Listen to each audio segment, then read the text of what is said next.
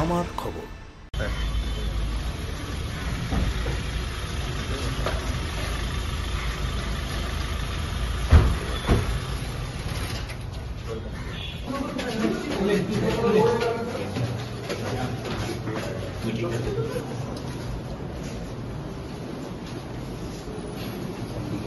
বদলি হলেন দীর্ঘদিনের জেলাশাসক বিধান রায়। তাঁর স্থলাভিষিক্ত হয়ে আজ আনুষ্ঠানিকভাবে দায়িত্ব গ্রহণ করলেন নতুন জেলাশাসক ডিএম IAS ধবল জৈন। এর আগে রাজ্যের একাধিক গুরুত্বপূর্ণ প্রশাসনিক পদে দায়িত্ব সামলেছেন।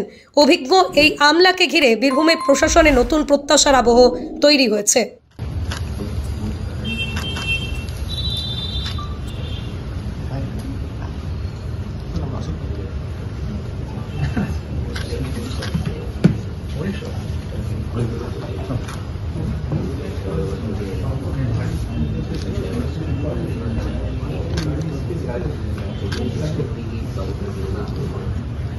এখন মানে তো উঠিয়ে করতে করতে না এটাই হয়।